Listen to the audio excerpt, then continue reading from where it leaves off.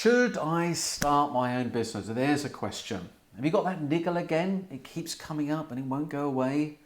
The years keep passing you by and you keep asking yourself, is this the right time?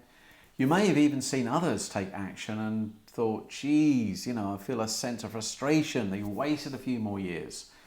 Look, there's never ever a perfect time, but there are certain things I would recommend that need to be in place that will definitely help you succeed.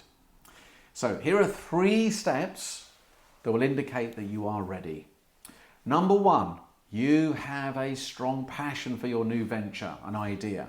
Now, I'm not talking about some scheme you thought up last week. We got all super excited and, we all have those, and then we get excited and then we calm down and it all goes away.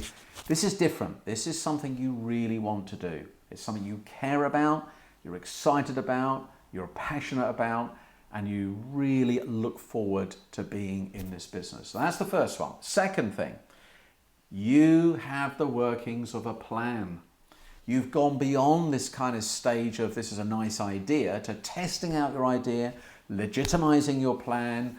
You know the market you're going for. You're confident there is a strong need for your product or your service. You have the expertise and the competence to deliver and fulfill your plan. And you may have even tested it with some good willing entrepreneurs to ask you those tough questions you don't want to ask yourself. They may have even done you a favor by trying to put you off. But still, you're past this test of resilience. You're still determined and motivated as ever. And the third thing, now this is a really important one. Are you prepared to face the fear of failure? Now, I'm not talking about failing or failure itself. I'm talking about the fear of failure, the kind of fear that can paralyze you, stop you in your tracks, cause you to doubt, lose confidence at the first hurdle.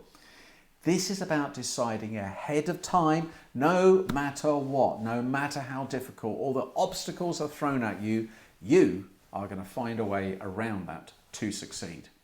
In other words, you are mentally prepared and confident in your own idea, in the market opportunities and in your own ability. And I know from personal experience, having been part of building many businesses, you can't always look outside for that support. You have to dig deep, you have to go inside, and you have to draw on your own personal self-belief. Oh, and there's one other thought, a little bit of advice I would give you, and that is not to jump in to a new business idea that is purely triggered by the dissatisfaction with your current situation or job. That is not a sufficient reason just to jump in. That doesn't validate the idea. It might provide, some initial motivation and drive, but don't be clouded by, I'm moving away from this, anything to get me away from it. No.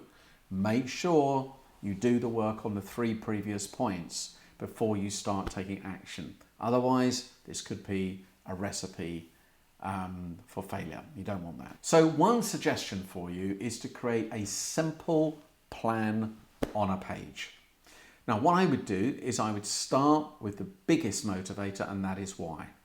Why do you want to do this? What is the purpose of the business? How will it serve others? What will it do for them? And what will it do for you? The next thing you want to think about is, what actually is it? What is it? Now, let's supposing you were just describing this to an investor. Now, by the way, I'm not suggesting that you go out and start, needing capital to start your business. Wouldn't necessarily recommend that. You might need some, but let's supposing that you were pitching this to an investor and you were trying to excite them about getting into this business. What would you say to them? How would you convince them that you've done your homework, that this is a great idea, and you, more importantly, are the right person to lead it? And finally, how? What is your strategy, and how will you reach your clients or customers? What help might you need? What funding might you require to start? And if that is the case, what might be the best and worst case? Now, listen, you don't really need to be greedy in the early stages, but you do need to know that you're going to be able to survive without having to worry about money. I've been here before.